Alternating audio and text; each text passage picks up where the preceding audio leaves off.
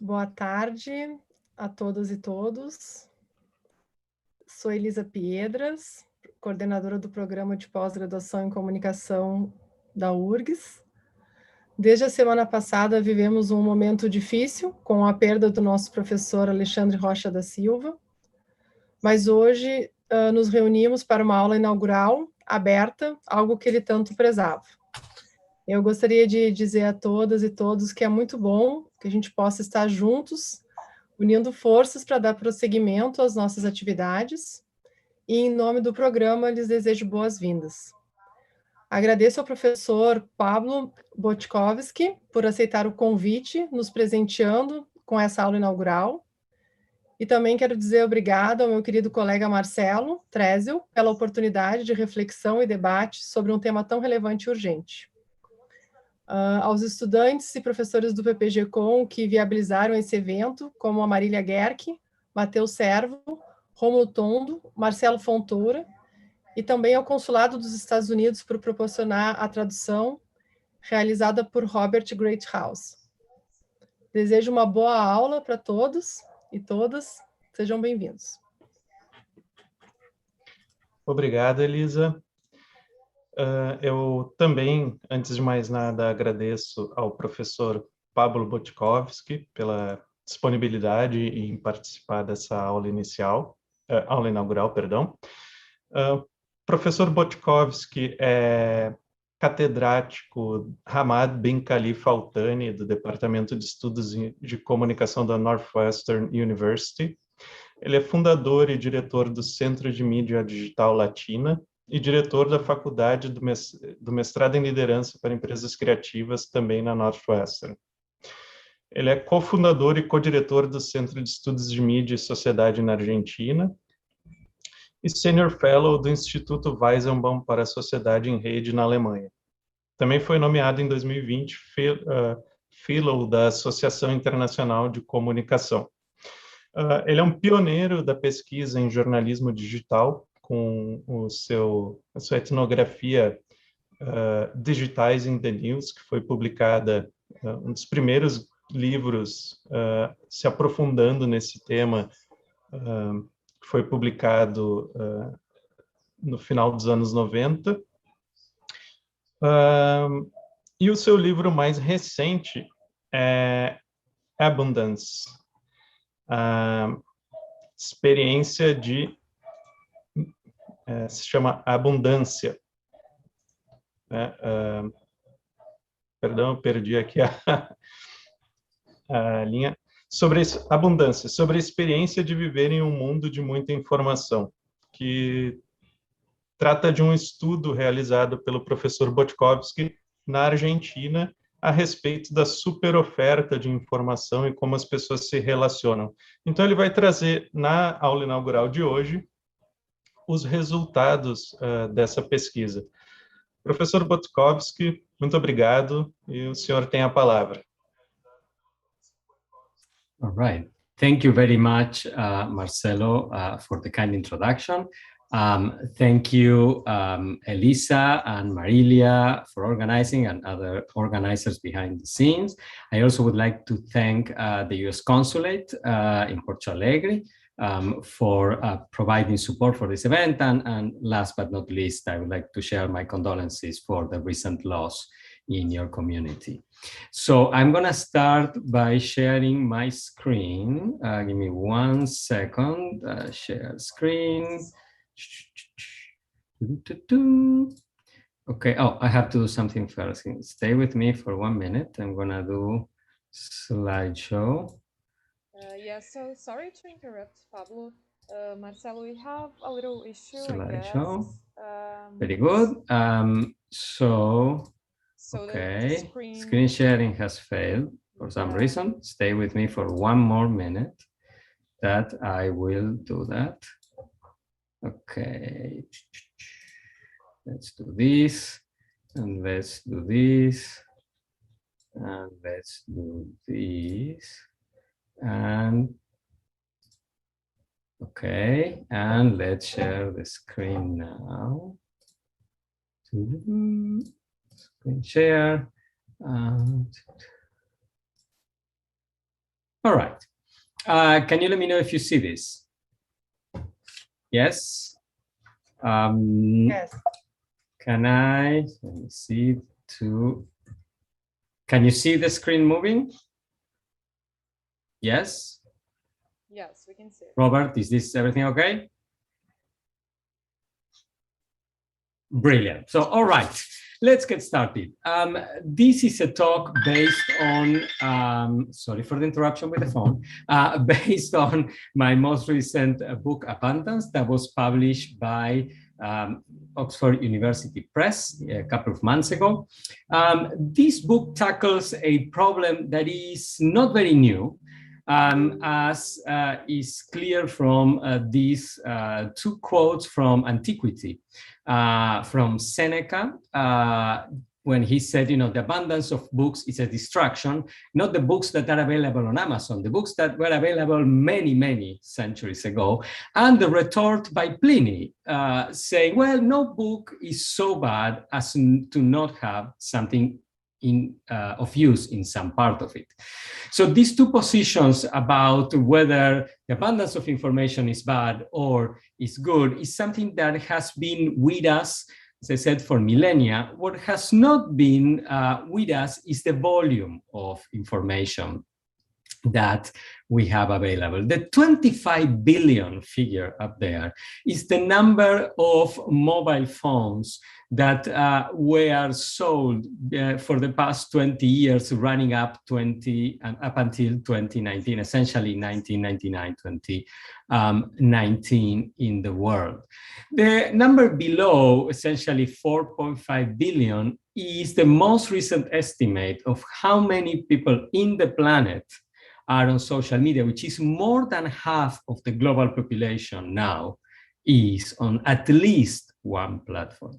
97,607 is the number of results that I got a few months ago in the run-up to the US presidential election. I think it was around September, October, when I did a keyword search for Donald Trump on CNN. So at the fingertips, I had access to almost 100,000 stories on the then US President Donald Trump with just one keyword search, all content available for free. And 14,000 is the most recent estimate of the number of titles available on Netflix for streaming worldwide. Mind you, different countries have different subsets of this global collection of titles, but Netflix is only one streaming service, as you know, and some of these titles are shows, most of it are shows, and have multiple episodes and multiple seasons. So even if you have 3, 4, 5,000 titles available at your fingertips, you essentially can spend your entire life doing nothing but binge watching. Now, one thing that happens to me, I don't know you, but one thing that happens to me when I try to pick up a show to watch on streaming without having a recommendation beforehand is that sometimes I get lost because there is so much information that my decision-making suffers. And this refers to the notion of information overload, which is an idea that has a long history in the behavioral and social sciences. In the social sciences, Georg Simmel, more than 100 years ago in Germany, is attributed to have been the first major, classical social theorist to focus on this.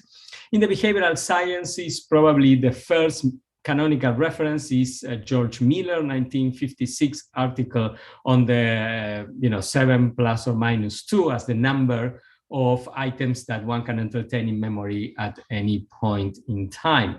But the basic idea that has been with us for a long time is that there is an optimum of information that we can process in order to have the most accurate possible decision. And after we reach that apex, things go south, and more information doesn't help us, as sometimes what happens to me when I'm trying to choose a show on Netflix.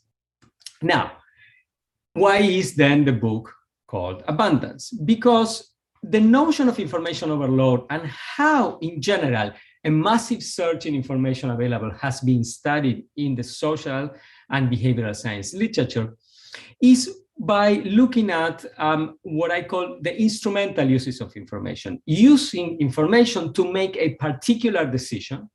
And therefore, the focus has been largely cognitive. And in general, rather than people making decisions in the household about entertainment choices, most of the discussions have been around making decisions in the work setting and assuming that there is a right and a wrong choice. Therefore, assuming that there is optimality in decision making. Whereas, this show versus that other show, who knows what would be the optimum choice in terms of how to entertain ourselves. And that has led to a very strong, what I call discourse of deficit in the literature, right? That after, a certain volume of information given particular parameters, more information is actually always has a negative consequence. The final aspect that I want to mention about, basically at least 60 years, 70 years of work in this area, if we go back to Zimmel, it's even more, is that the vast majority of the studies have been undertaken from the vantage point of the analyst, what we call in research design the ethic perspective, and using mostly quantitative methods.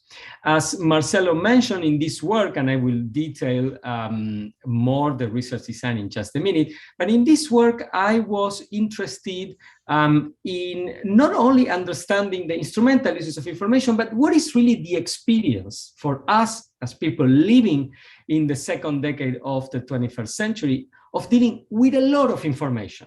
I don't know if it's too much or too little, but it's a lot, and it's certainly a lot more than we had available 10 or even 20 years ago. And I was interested in focusing, again, in part on the cognitive and sense-making aspect, but also in how we feel when we have, when we go to a meeting like this one, for instance, when I am not looking at my WhatsApp, but I'm assuming that after 90 minutes of this presentation and Q&A, I will then look at my WhatsApp, and I'll have, depending on how active have the groups where I have information been, dozens, probably hundreds of messages waiting for me. How do I feel after that? And what do I do with it, right? Not only how I process information, but what is it that I do with it? Understanding that this information in part has to do with the workplace, but in part has to do with managing my daily life. Some of these WhatsApp groups, and just using one particular example, which is WhatsApp, are groups with friends from high school. Some have to do with issues of parenting. Others have to do with issues of work. Others are just for fun. And then I have a ton of contacts who send me individual messages, memes, jokes, comments, requests, follow-ups, etc., etc. And there's really no optimality that I can assume in terms of how much volume of this information is the right volume. Is it better to have too little? Is it better to have a lot and I can choose from? And really, can I assume that there is always a better choice of show or movie or Netflix? I don't know. So the idea behind abundance is that I want to look at this phenomena with an idea of an emergent valuation, that the valuation of whether it's good or bad is not given on the basis of the amount of information, divided by the cognitive processing of it, but has to do with the broader cultural and contextual circumstances in which this information consumption and this information practices occur. So abundance is a much more neutral term than overload. It's relative to what it was before, right? And in some contexts, for some people, some days of the week, some times of the day, having lots of choices is great, and sometimes having lots of choices is really not great. So to really understand this emergent valuation and these issues of interpretation, affect, and practices, and the multiple uses and settings, I needed to adopt not a perspective from the analyst, but a perspective from the user, the emic perspective, and to draw primarily from methodologies that allow us to capture the lived experience of people rather than impose a framework, right? A methodological framework that lies outside the experience of people, and supplement that, as I will detail in a minute, with some quantitative work. So then the main question that animates this book is this broad question of what is really the experience, right? The interpretation, the practices, the emotions that are associated with living in a world of information plenty. And then 3 sub-questions with which I try to tackle this. The first one is how is it that macro-level structural factors, such as socioeconomic status, gender, age, affect both the conditions of access to a different suite of technological options and the content possibilities that we have: news, entertainment, social media content, etc.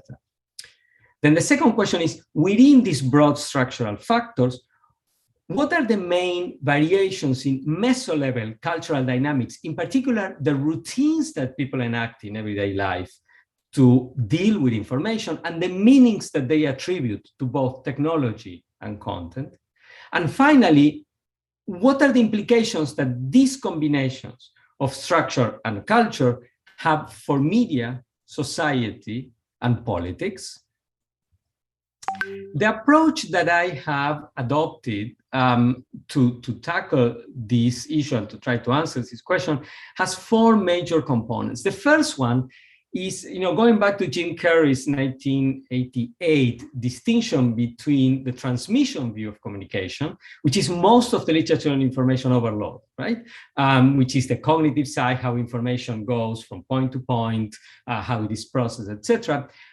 Instead of that, I adopt the other alternative that Carrey identified, the ritual view of communication, in which the focus is not so much on the transfer of information and the cognitive processes of information, but on communication as a way of meaning making and as a way of collective belonging, on doing things together to be part of a social commons. And in this kind of approach, issues of interpretation, practice, affect, routines, meanings, etc., are absolutely central. The second element of this approach has to do with combining or bridging subfields within communication and media studies that tend to be more fragmented. And this is, for instance, this combining the study of technology with the study of content, rather than just studying, say, affordances versus just studying, content issues.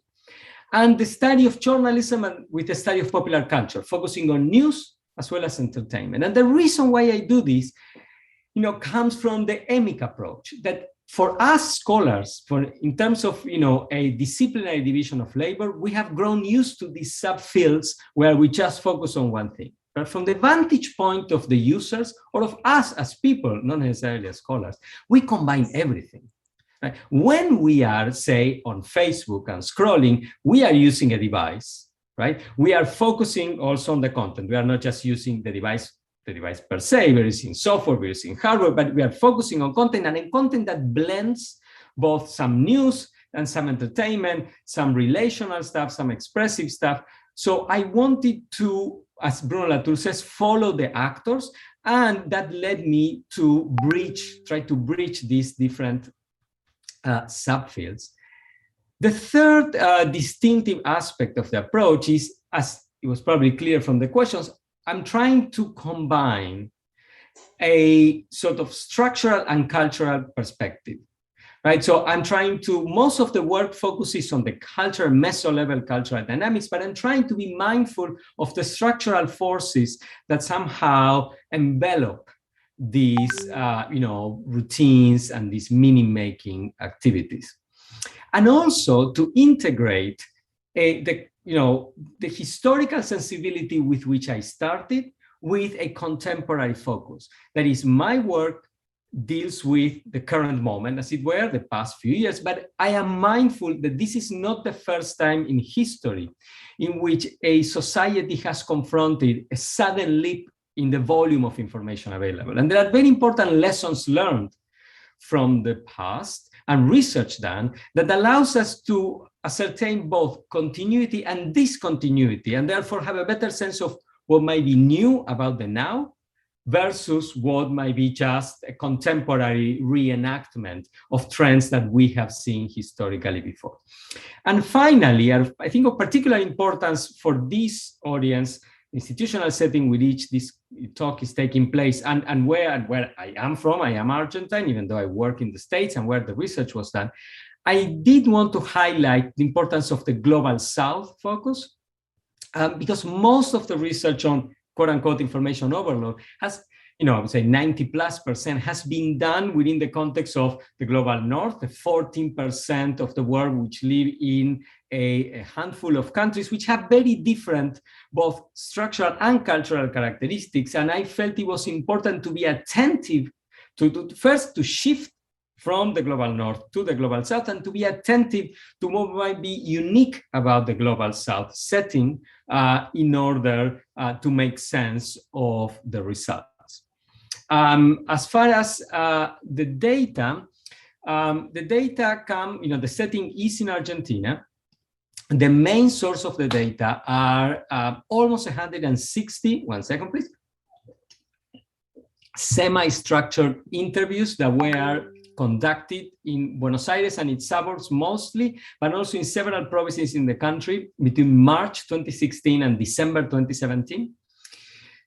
That was complemented or supplemented with a survey conducted in person with 700 people in the city of Buenos Aires and its suburbs, about 1/3 into the fieldwork.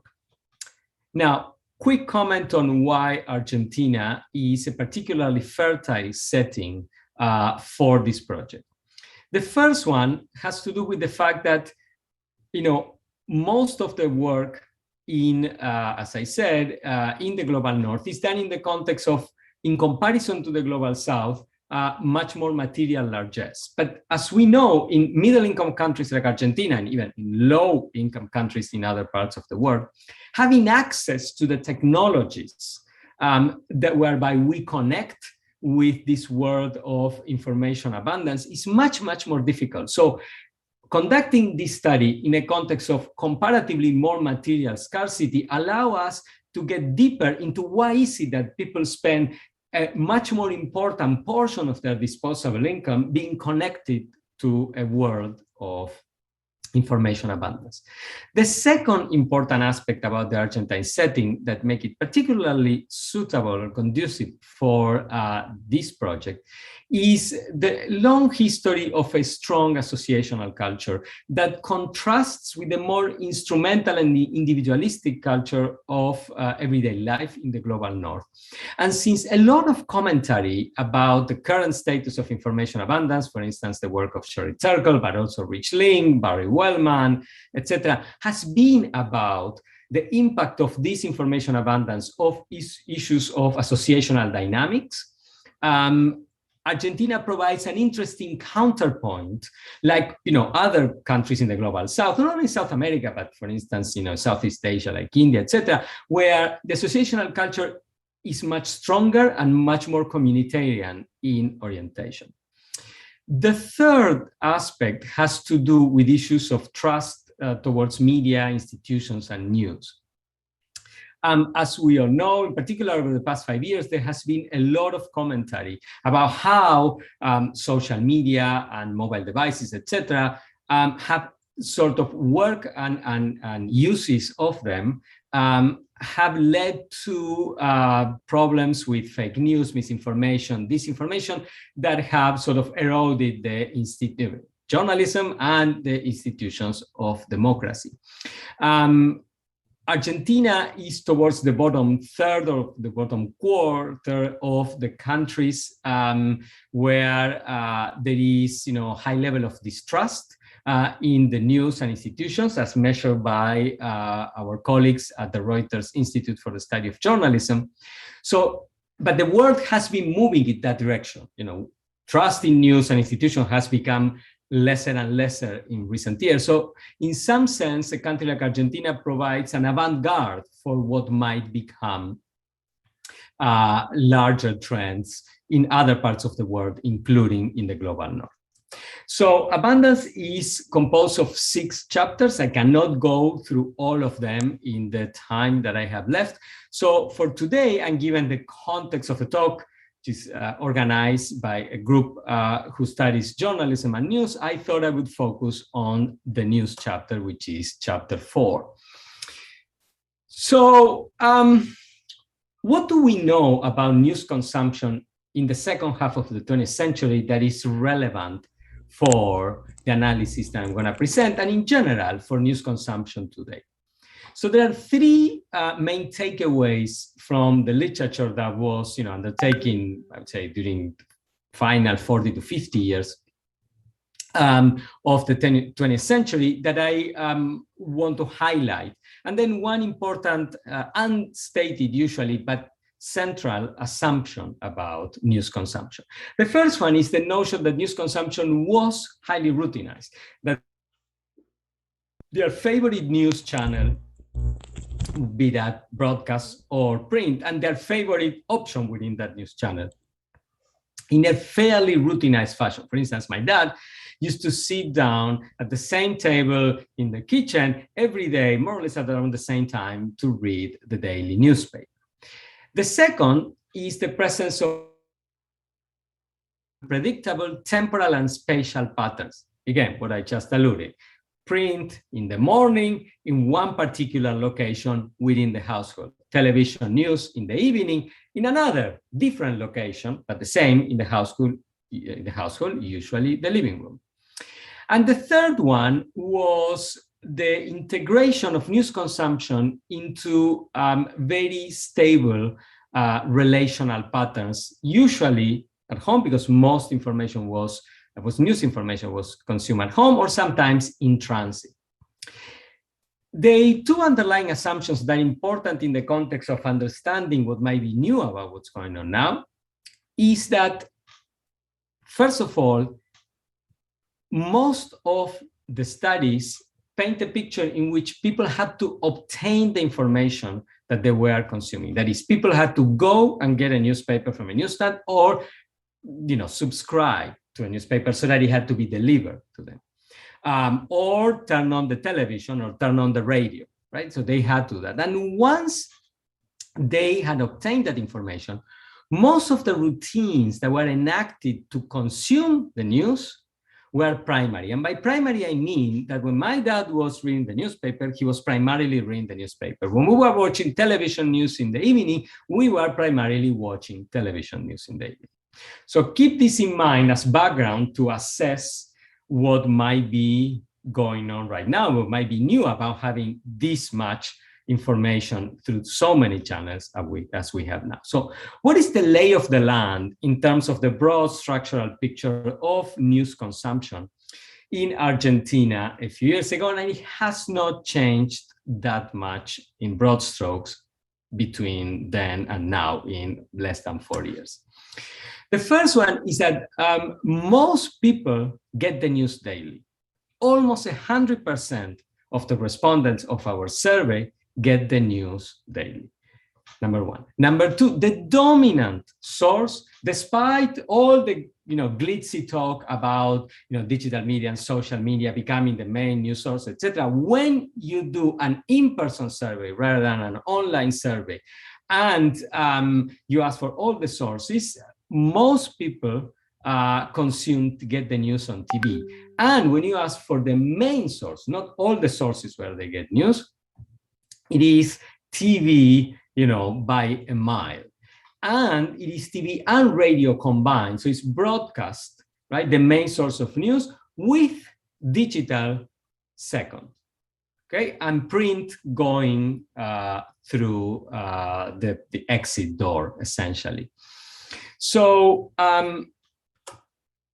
as the literature said, about what happened decades ago, people still today consume the news in a highly routinized fashion. Okay?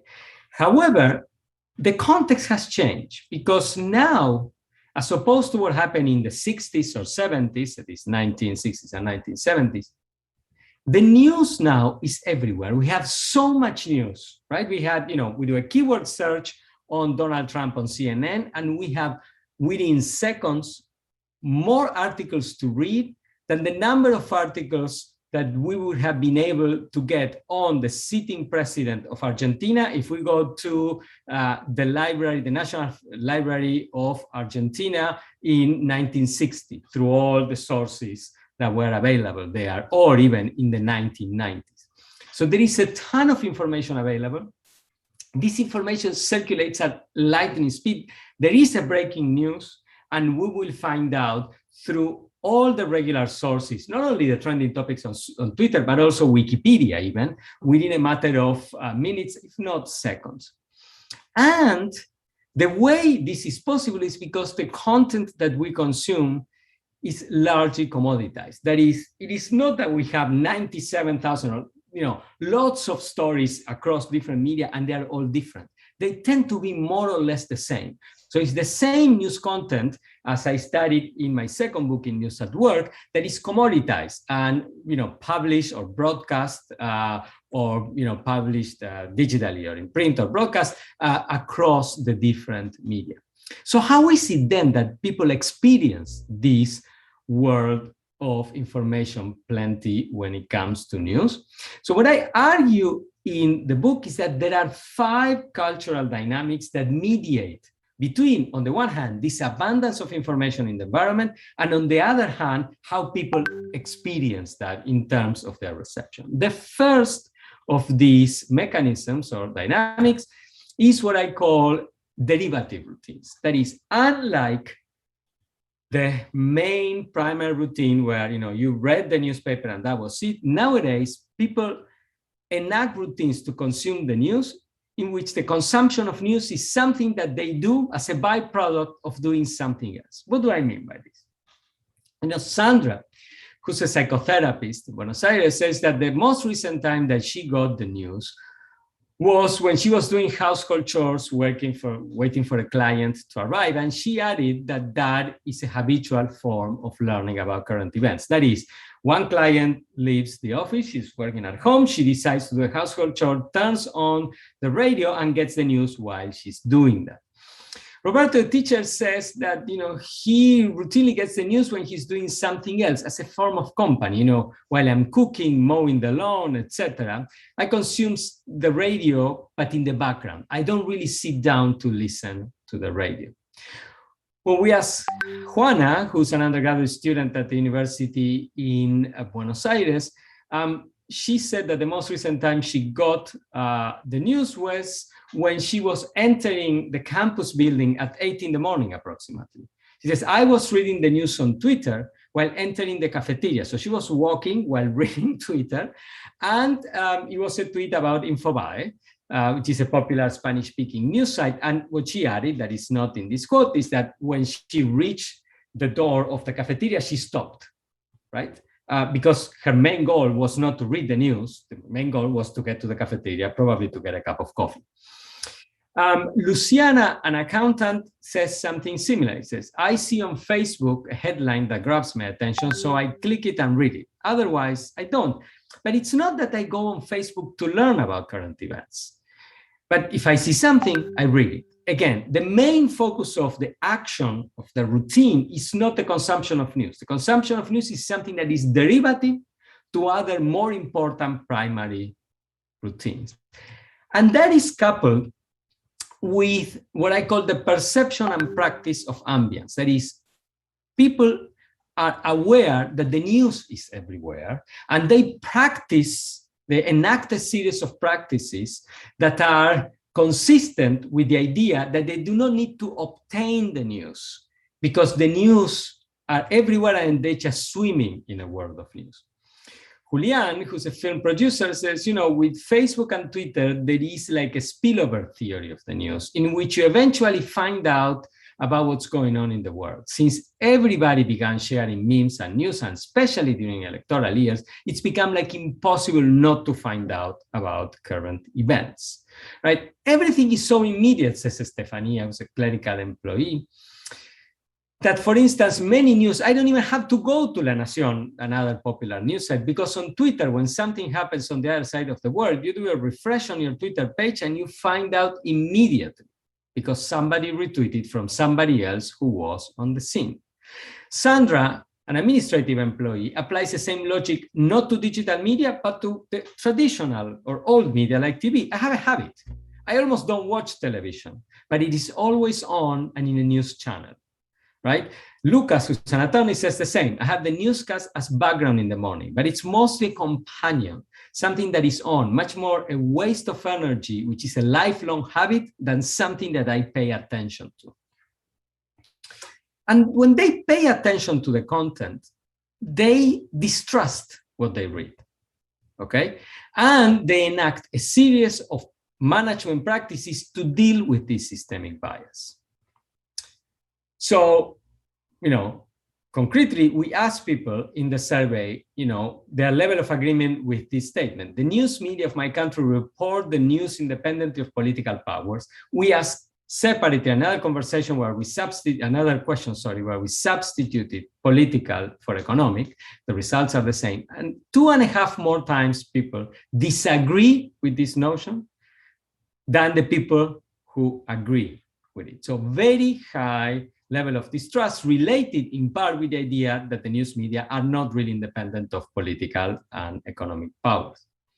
Carla is another clinical psychologist. You must remember there are lots of psychotherapies in a country like Argentina, in particular in large urban areas, says one cannot forget the idea that news has an intention, a connotation of either political partisanship or business reasons. So objectivity through the window. None of the Argentine newspapers seem to be objective enough to trust in the news, says Carlos, who's a computer programmer. They mix news and opinion and don't take ownership of the fact that they are biased. So just by coincidence, within the 158 interviewees, there were more than a dozen that referred to have had direct contact with an event that was subsequently reported in the news. None of these people were satisfied with the way different news media reported any of these events, and all of them said that that was further evidence that the news media distort and are biased. So Carla gives one example of this when she gives one example, and her conclusion is that it makes you think, what bastards? That's not exactly the word that she used, but I did not want to put a curse word on the slides, because they were saying a bunch of wrong things, and it makes you feel really badly. It's not what they say. You have the true information, and I swear to you that I read a bunch of web pages of radio stations in her small town, and it's all different. It's all wrong. So if these things happen in my town, I imagine that at a greater scale, it's all super manipulated. So because these have this idea of the prevalence of this trust, they manage this perceived systemic bias as follows. They do two main things. One thing, contrary to a lot of the literature on political communication coming from countries like the US or some places in Europe, most people report listening to multiple sides, right? The other one that is more interesting to me is what I call the focus on the knowing of the known other. That is, many people, there are different sites that have, where it's more or less clear what their positionality, political, ideological, etc., when it comes to the news. So many people focus on the news provided by the sites that are very clear, the newspapers or television channels, etc., that are very clear in terms of their ideological orientation. And then, depending on their own, the consumer's own, the user's own perspective, they discount or not the presence of ideology. Like in the game of golf, where the handicap allows you to discount and put everybody in the playing field, they basically do the same. So for instance, Lucas again says, my default newspaper is La Nación, and it thinks totally different from what I think, but I know from which stance it arrives, and I know where to position myself to be able to analyze a news story. Clara again says, the only newscast I see regularly is that of Todo Noticias.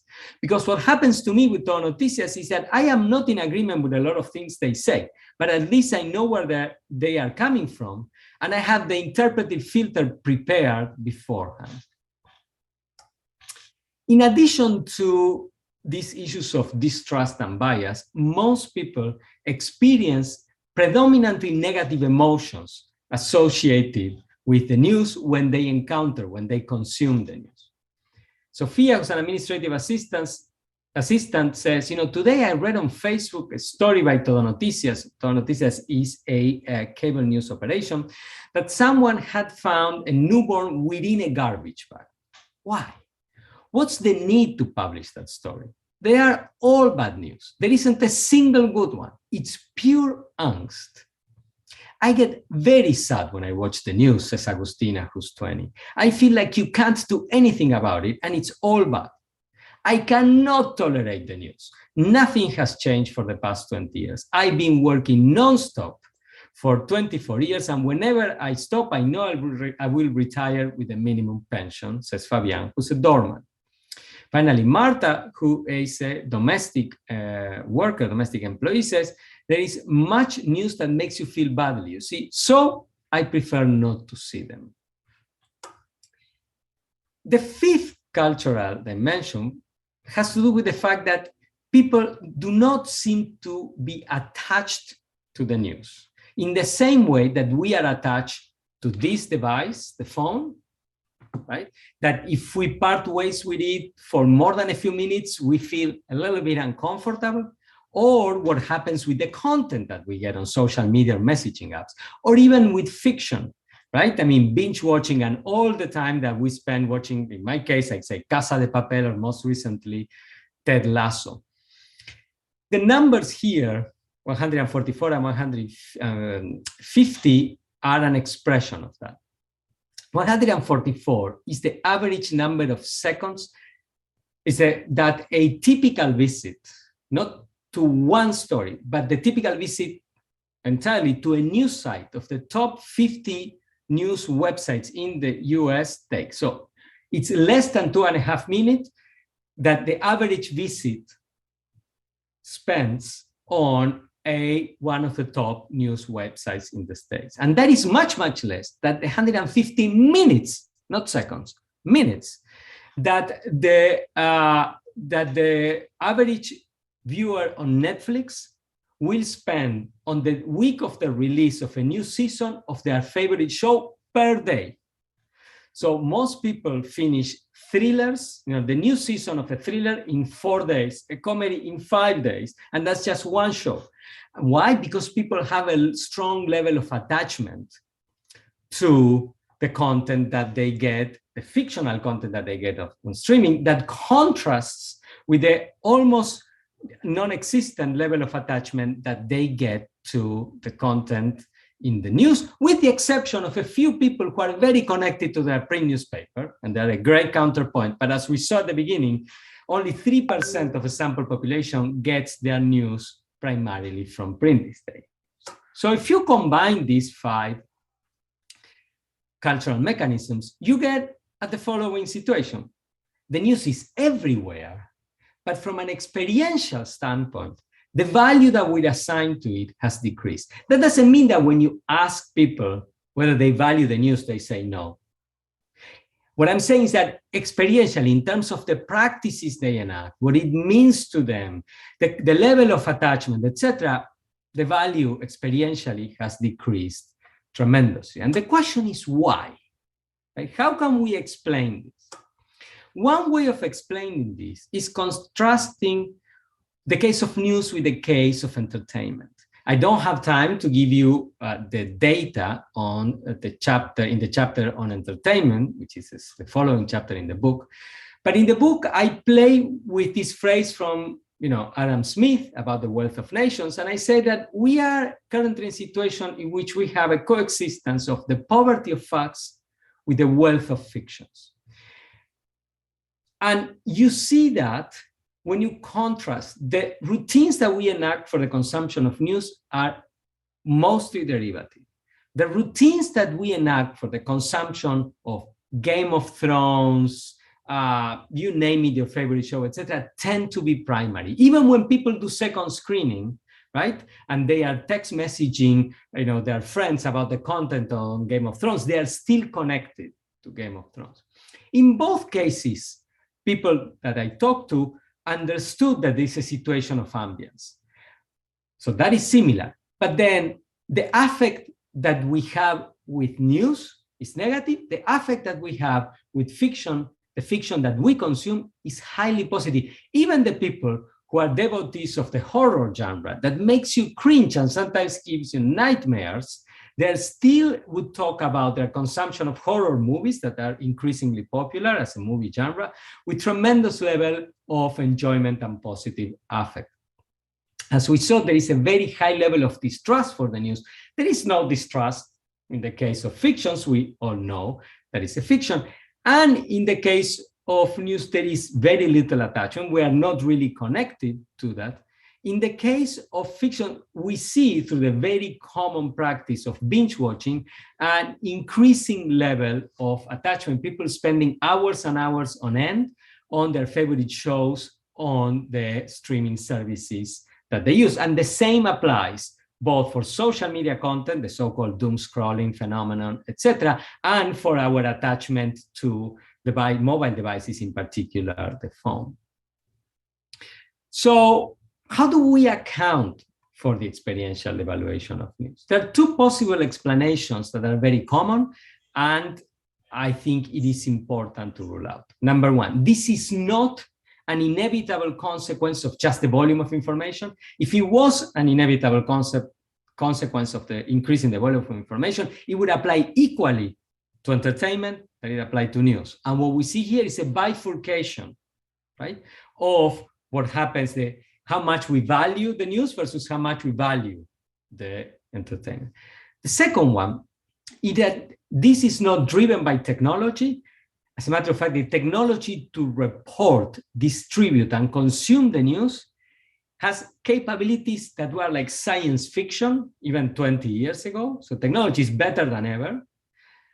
And in terms of the content, one could argue that if you look at the high-end reportage of the leading news organizations in their respective countries, is also better than ever. And even the grassroots, in terms of ability to listen to multiple voices, etc., is also some of the best in history. So if it is not the abundance of the content, it's not the technology, it's not the content, what is it? So what we argue, or what I argue in the book, is that by focusing on cultural dynamics, we realize that most of these routines and meanings are what David Morley calls non-media centric. Right? They are not routines and meanings about primarily the media, or about the news. They basically place the news within broader, right, routines and meanings assigned to other aspects of everyday life, in which what happens is that we are folding, as it were, news consumption within these broader associational norms and practices, and that is what's leading to the devaluation experientially of the news. So what does that mean? Heuristically, in terms of how we explain variance in news consumption in general, and in particular news consumption in the context of information abundance, it calls for decentering the media, right? It's the work that David has been doing, Nick Couldry, Sarah Pink in Australia. Several scholars have pushed for us more generally to try to explain communication phenomena from outside a focus on media, right? Those of us who study media and communication put that front and center, even more so those of us who study journalism and journalists, because journalists also put media front and center. But in reality, the way we use the media is secondary to the way we live our lives in general. So we need to start developing heuristics that can account for this decentering process of the media. Second, this account that I shall show and share with you leads us to rethink the limits of specialization, right? I mean, communication studies, media studies as a field, has moved to what Silvio Weisbord in a recent book calls a greater situation of intellectual fragmentation. And this brief account of the news, and the news in context or in relation to entertainment, shows that we wouldn't really be able to fully understand and account for variance in the news if we didn't place that in the context of popular culture. And the same happens, I mean, I don't have time to show it here, but I can elaborate a little bit in the Q&A. The same happens in our accounts of popular culture, that they, the practices regarding entertainment, watching TV, going to the movies, etc., acquire a different meaning when we examine them in the context of news and also in the context of social media, etc. All of these leads us to rethink seminal concepts like agenda setting, or ideas like, that journalism is essential to democracy, that are really premised on the fact that experientially the public or publics really value the news, right? The idea of agenda setting is that the news really shapes what we read or what we think about, because we're thinking that people really value the news media. And the same for the role of news media in democracy. But what happens to these concepts if we start getting in the situation in which we stop assuming that that is the case, and we question under what conditions people really experientially value the news and under which conditions they do not?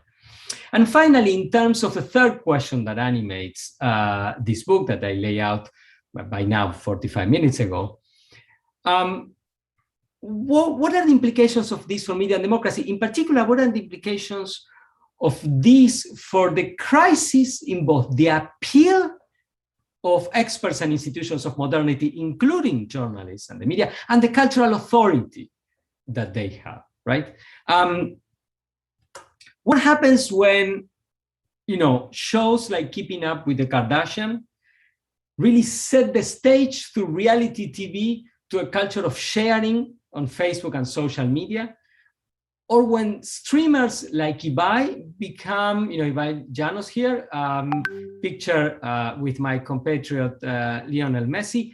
Ibai was the only person who was not a member of the Barcelona team invited to the dinner where Messi said goodbye to their teammates. And then Ibai was the only one sharing information, with the public at large. So what happens in a situation in which the Kardashians, through that kind, there are many other reality shows, I'm focusing on one of the most popular ones worldwide, in a sense, paved the way for a more open culture of the self and open culture of sharing, which is what we see on social media, and in which streamers, amateurs like Ibai, take the place of professional journalists and institutionalized news media to break the news.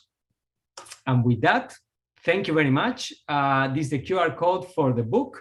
This is my email. I welcome questions, after the Q&A and after the session, welcome questions anytime from the audience. And that's my Twitter handle for anybody who wants to tag me in a post. Thank you very much. I'm gonna stop sharing my screen now.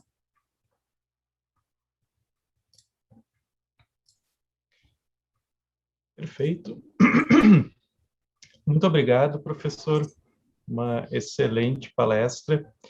E a gente teve alguma instabilidade na imagem nos primeiros minutos, mas aviso para a audiência que nós teremos nós depois colocaremos uma gravação feita localmente em que toda a imagem aparece. Mas o áudio estava bom, eu acho que do meio, a maior parte da palestra foi possível acompanhar sem problemas, coisas que acontecem, quando a gente está fazendo algo ao vivo. Bom, eu queria aqui, nós já temos uma pergunta, que é da Amanda de Oliveira Maia. A Amanda pergunta se o professor Pablo acredita que a percepção negativa do público a respeito das notícias pode ser também um fator para o valor maior atribuído ao entretenimento, no sentido de que uma fuga da realidade seria mais interessante ou algo mais, uma necessidade maior das pessoas do que o contato com a informação? That's an excellent question. Yes and no. It certainly can be a contributing factor, but I think there are other factors at play. And the number one factor to me is the fact that the assumption that both practitioners of journalism and students and scholars of journalism have is that, on average, members of the citizenry get the news to be informed citizens of the countries that they live in and the communities that they inhabit.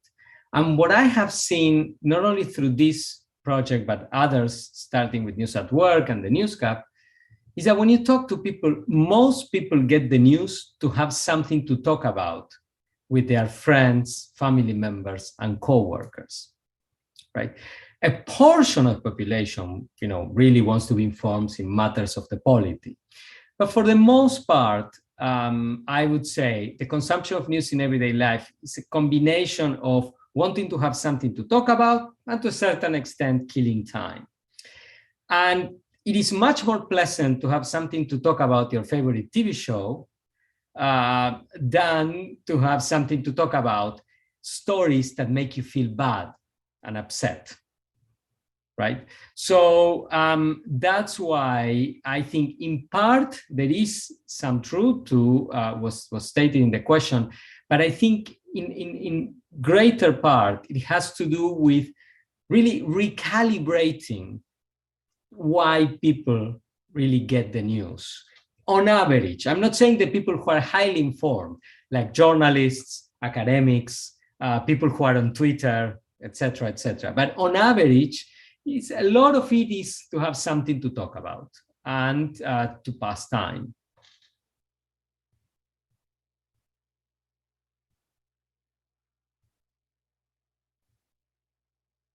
Bom, eu tenho aqui uma pergunta, então, enquanto eu aguardo aqui mais algumas perguntas, eu tenho uma questão que esse livro, Abundance, e outros trabalhos, né, outros projetos de pesquisa realizados pelo senhor, me suscitaram.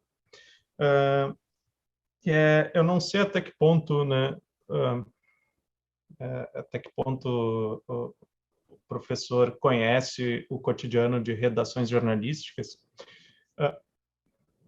fora do contexto de pesquisa, né, mas eu gostaria de saber, tendo em vista esses resultados, né, quais reflexões sobre as práticas profissionais o senhor acha que seriam necessárias dentro das redações?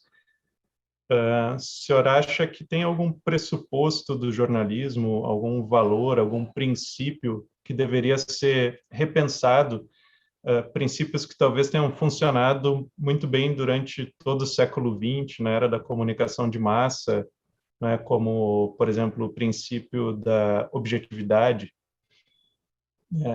Se dentro desse contexto, uma reflexão, talvez alguma atualização dessas rotinas produtivas poderia ser útil para que as notícias tivessem mais afetos positivos e fossem vistas como necessárias pela população. That's a great question. So let's take the issue of objectivity, for instance. The objectivity has been a news value that has been transmitted in journalism school, that has been transmitted in workplace socialization in the newsroom for quite some time. It is aspirational to a certain degree, right? Journalists know that they cannot be fully objective, but they aspire to do that. That's the ideal version of objectivity. Now, the reality of objectivity on the part of the audience, okay? What we hear when we talk to them, and I have another ongoing project where we are examining this in detail, is that paradoxically, the audience seems to trust news organizations who do not pretend to be objective. They trust them more than organizations that pretend to be objective, because they think that every news organization has a bias. So by pretending to be objective, they are trying to cover their bias or hide it. But by not pretending to be objective, therefore, they're disclosing and they become more trustworthy, not less trustworthy, right? So from the vantage point of the audience, given that the audience has a strong assumption of distrust and strong, right? It probably is better off for organizations to stop pretending offering objective, impartial reporting, and to couch the news clearly, to be very explicit about their own perspectives, stances, intentions, etc.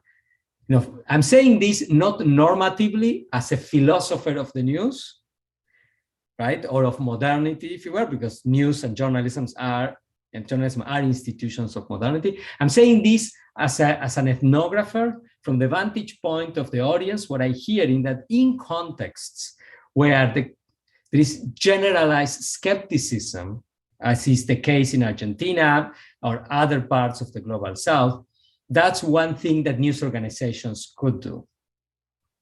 And it's in general, I think, an orientation that instead of, because historically throughout the 20th century, news organizations essentially presented the news from the vantage point of journalists and the media,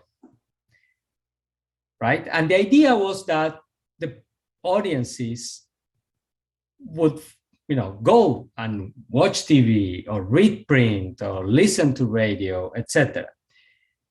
But nowadays, the audience has many more options.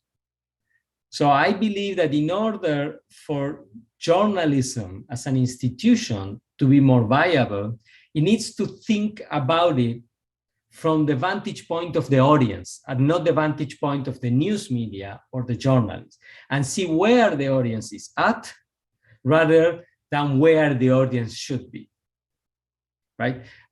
So I gave you an example on objectivity. Another example has to do with the duration of stories. Work by my colleague Byron Reeves at Stanford University has shown that the average window on a browser, on a computer screen, among young undergraduate students lasts 12 seconds. After 12 seconds, on average, they flip to another window, and then another window, and then another window, and then another window, and then another.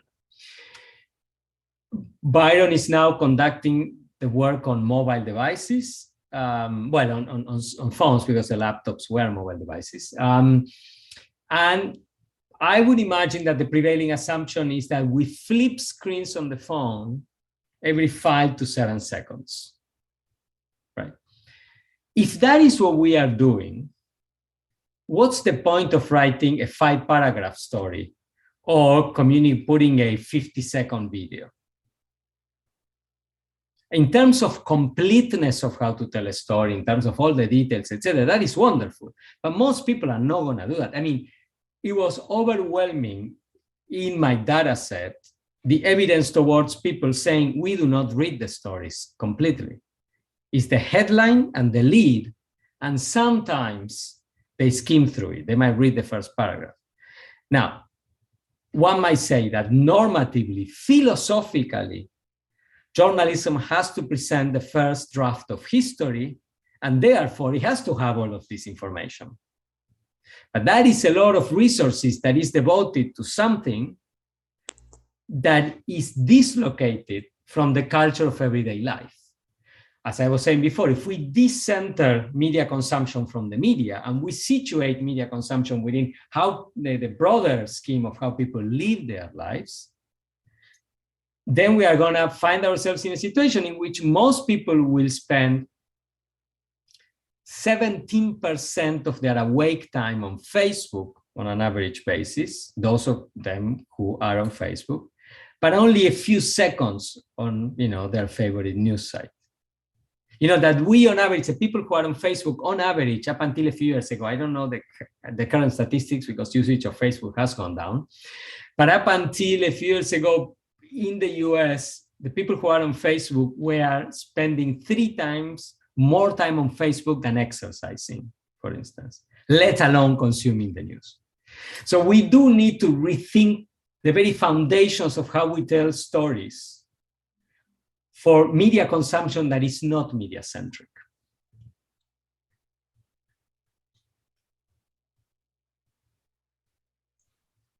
Muito obrigado. Nós temos várias perguntas aqui chegando, eu acho que algumas já foram até respondidas nas primeiras 2 intervenções. E também já pedi desculpas caso esteja vazando áudio, que tem uma obra aqui ao lado da minha casa.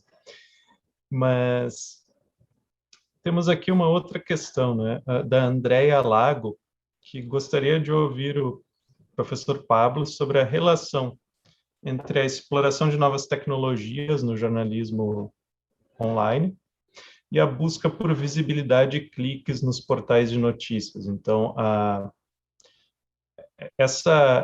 ela se refere, provavelmente, eu acredito, a essa adaptação do jornalismo às métricas de audiência, em que a gente começa a ver muitas vezes os jornalistas usarem títulos mais apelativos, né? Entrarem em todas as redes sociais, TikTok, Snapchat, seja lá o que for, na busca por essa audiência. E se o senhor acha que esse é o caminho ou se o caminho passaria por outras adaptações? It's an excellent question. Thank you very much for it. Sensationalism has been part of the news for more than a century. What has happened in the US starting in the 1980s, the very early 1980s, is that when mainstream news organizations began to see, in particular newspapers, began to see that the penetration of the newspaper in the population was going down, that is, population was growing and newspaper consumption was going down slightly, so the combination meant that there were fewer newspapers purchased per household, sorry. One of the techniques to try to retain the reading public was to become more, sensational, right? The same applied to television. And we have reached now a situation in both, written journalism and broadcast journalism where sensationalism in many ways is the coin of the realm, right? Where in CNN or Fox, a lot of what you see is more like a show rather than the Walter Cronkite model. The pagination, the design, the layout of newspapers, and then subsequently the website reflects also that. You might remember USA Today in the States was launched in 1980, and the places where you could get them on the street look like a television set. Right? You would open and get your newspaper after you put your 25 cents there, and that looked already like the TV set, and USA Today was designed with television in mind. So what we are seeing now with clickbait is the continuation and intensification of a long drawn-out process, more towards sensationalism, and the mantra that if it bleeds, it leads, right? I mean, it's a typical, phrase for British tabloids, that if you have a very gory, right, title or headline, that should lead your presentation of the news. Clickbait is taking that one notch down. You see that in search engine optimization for headlines in the most reputable leading news outlets. from the audience standpoint, that is a double-edged sword, I believe, because people are somewhat drawn to that, but over time they realize that when they click, what they get, I have a lot of quotes in my data set, when they click, what they get is not what they thought they were getting, right? I mean, it's like, clickbait is you are baiting a fish to hook a fish and, then cook it for dinner. So people then, they don't want that. So over time, so what works short term ends up further alienating the audience in the medium to long term.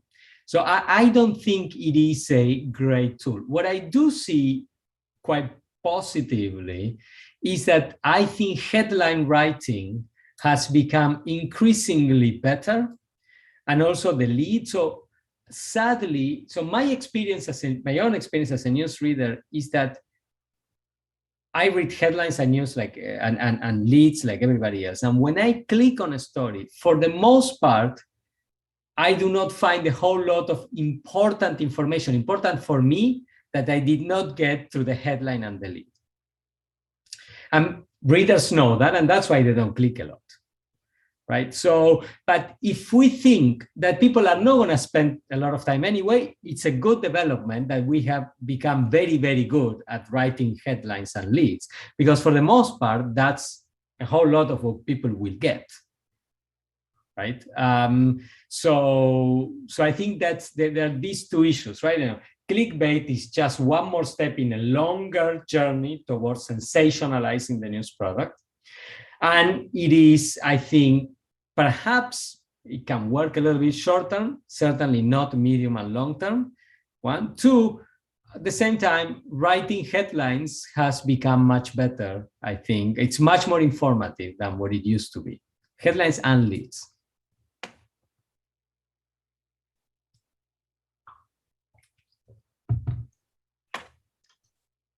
Muito obrigado. Vou fazer uma provocação a partir dessa resposta. Na verdade, não seria uma vitória para o jornalismo, ou pelo menos para a transmissão de informação, quando é desnecessário ler a matéria inteira, mas só com a manchete e a gravata nós já estamos bem informados?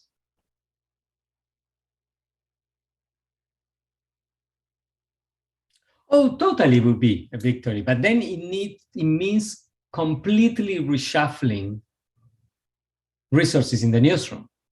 And instead of writing long articles, 90% of the personnel should probably write headlines and leads and much more volume.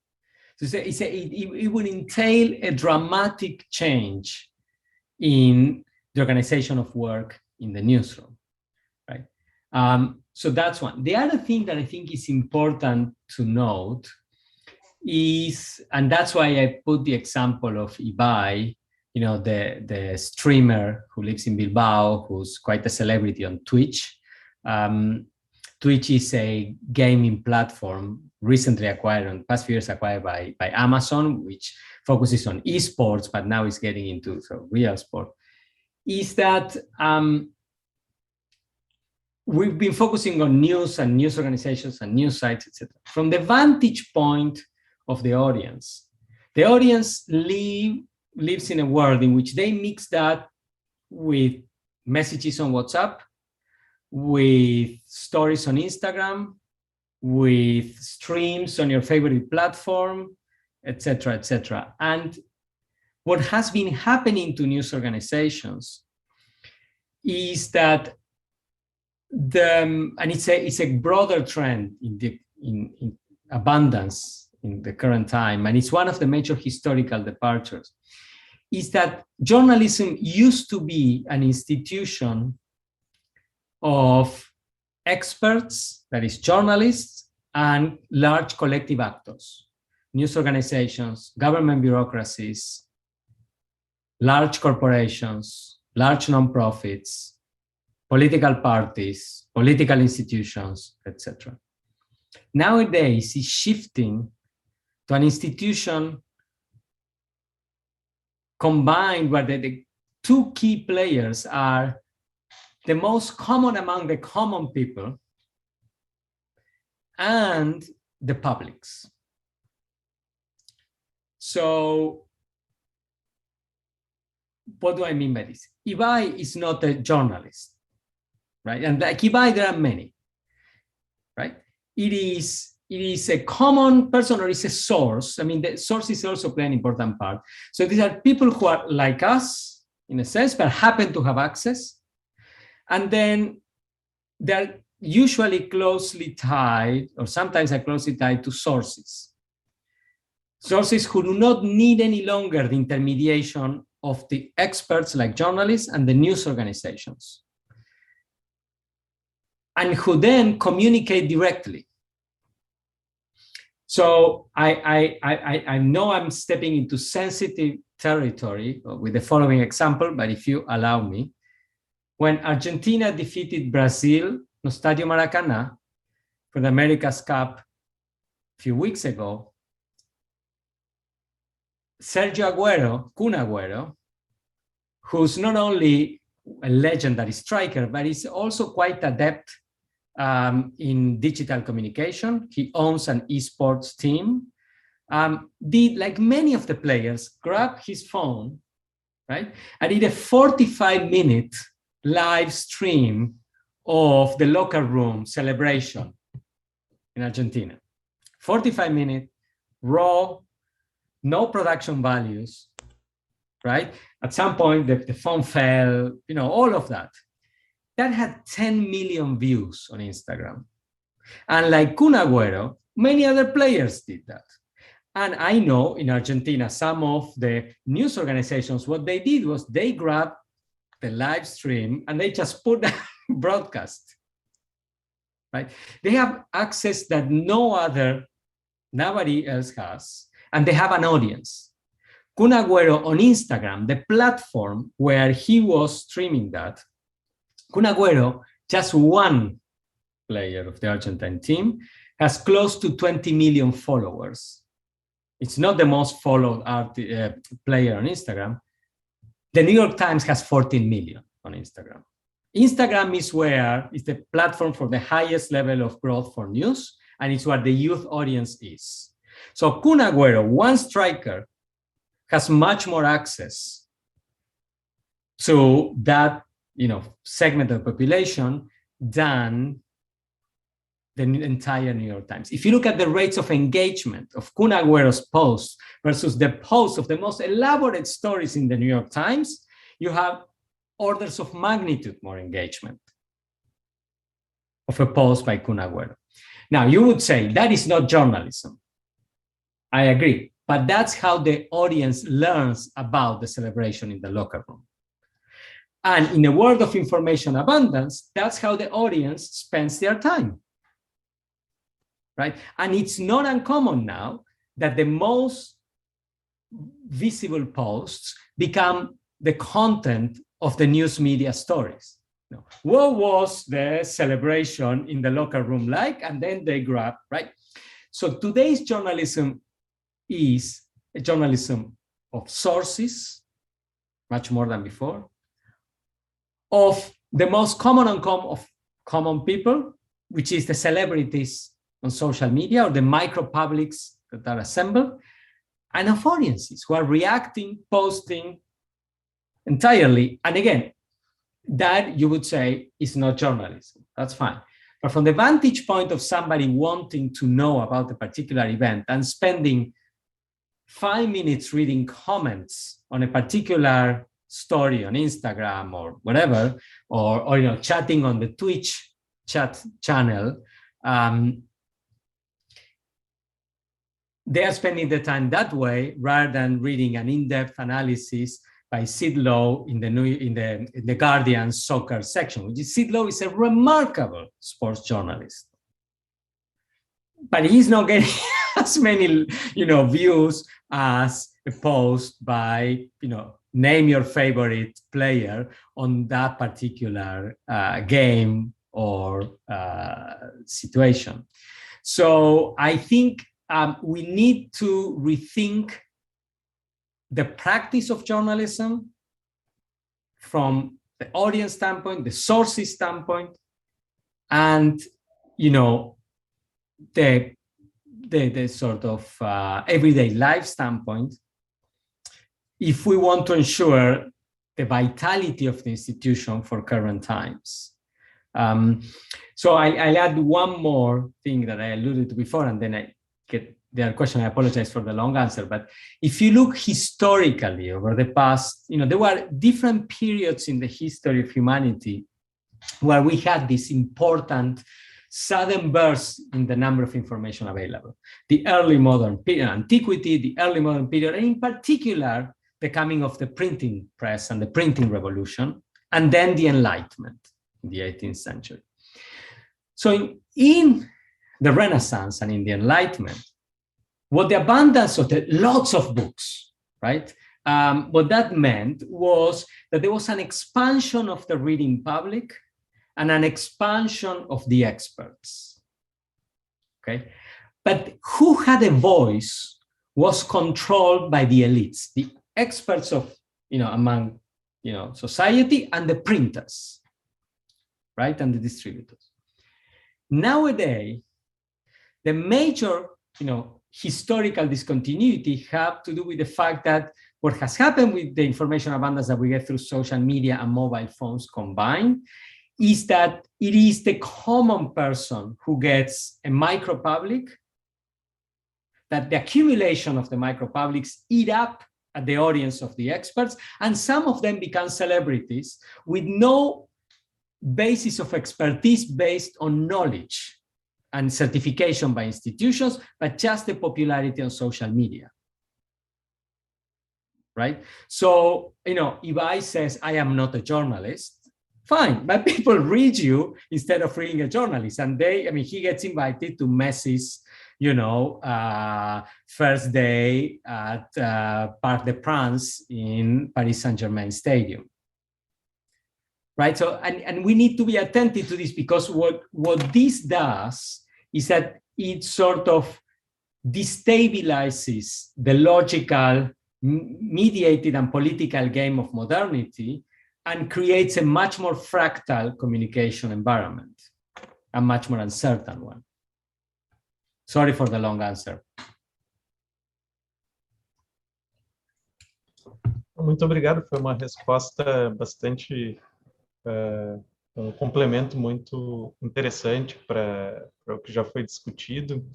E ainda dentro desse assunto, que o senhor tocou em alguns pontos importantes e que tem relação, nós temos visto também no Brasil, né, esses fenômenos. Então, por um lado, se a gente entrar em qualquer portal de notícias agora, vai haver alguma notícia sobre alguma pessoa que falou algo ou postou algo nas redes sociais, uma celebridade, um cidadão anônimo. Ou por outro lado, os nossos, além das celebridades, né, como nossos equivalentes ao Ibai, como Felipe Neto aqui no Brasil, mas também os políticos brasileiros, assim como nos Estados Unidos, e eu acredito que na Argentina, se deram conta de que eles não precisam mais passar pela imprensa para se comunicar com o cidadão. Aqui no Brasil, por exemplo, o presidente Jair Bolsonaro já várias vezes disse aos seus militantes, ao seu público, que é para que eles se informem através das suas lives semanais e dos seus canais de redes sociais e não pela imprensa, né? E como o senhor vê, quais são os riscos que, na sua opinião, isso oferece para a democracia, né?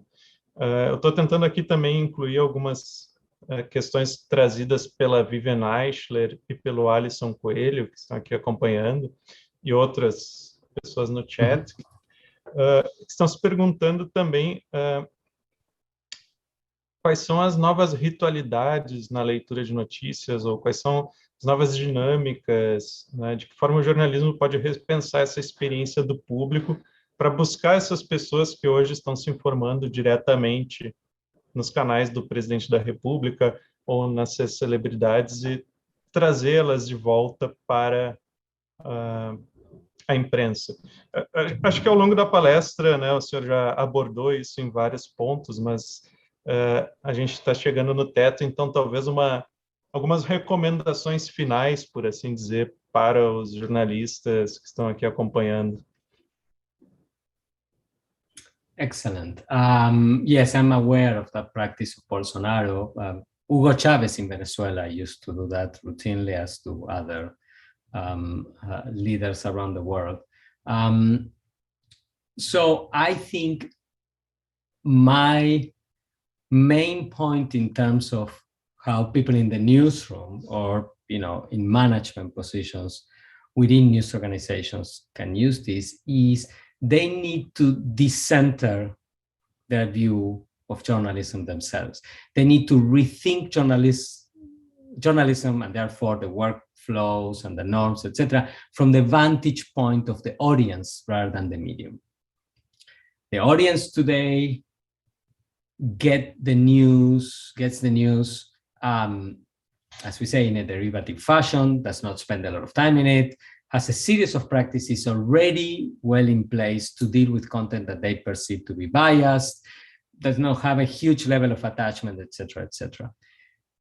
In order to turn the tides, they need to start making journalism from the vantage point of where the audience is at, rather than where they would like the audience to be.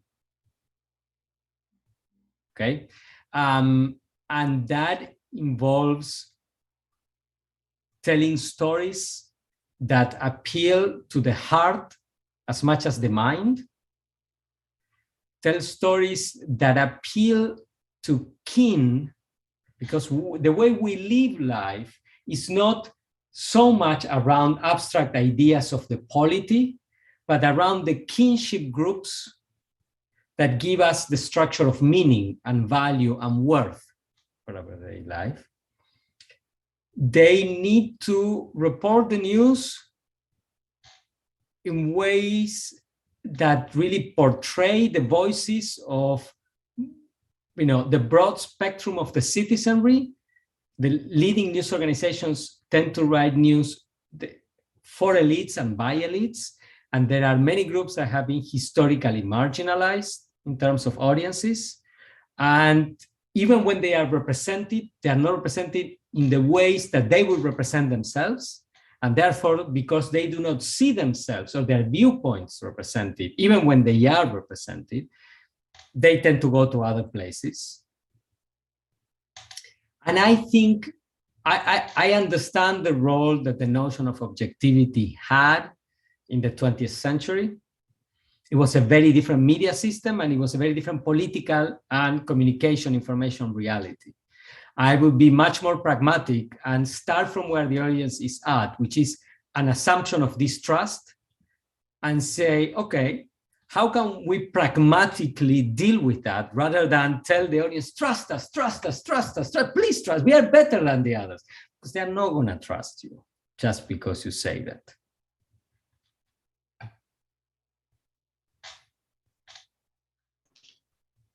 Muito obrigado, professor. Infelizmente, nós chegamos ao nosso teto aqui de duração. A gente poderia, eu acho que, passar a tarde inteira conversando a respeito desse tema. E eu queria, em uma nota final, né, também recomendar a leitura dos livros do professor Pablo Boczkowski. Infelizmente, nós não temos nada traduzido em português, alguns estão em espanhol, né, mas eu gostaria de recomendar o Abundance on the Experience of Living in a World of Information Plenty, que é o livro mais recente. Também o The Digital Environment, é um livro, e The News Gap, são dois livros que também tratam desses temas. E o Journalism Manifesto, outro livro que, para quem quiser se aprofundar, né, e conhecer melhor o trabalho do professor, são ótimos livros. E elogiar, porque realmente é a pesquisa do professor Boczkowski, ela eu acho bastante interessante na medida em que ela vem questionando, através de estudos empíricos, alguns dos pressupostos da teoria do jornalismo que em 30 anos de internet nós ainda não discutimos muito e não temos questionado. Acho que o professor Boczkowski é um dos que melhor tem feito colocado essa tensão sobre as teorias do jornalismo e os pressupostos com que a imprensa trabalha no seu cotidiano. Então, é um grande privilégio, realmente, poder ter o senhor aqui, professor, nessa aula inaugural. Começamos o semestre, acho que de uma excelente maneira. E muito obrigado. Obrigado a todas as pessoas que acompanharam pelo chat, enviando perguntas. Foram excelentes perguntas. E reforçando que a gravação vai estar disponível, inclusive a gravação com a íntegra em inglês, para quem preferir escutar no áudio original. E até uma próxima ocasião. Tchau, tchau, pessoal. Thank you very much for the invitation. It has been an honor and a pleasure.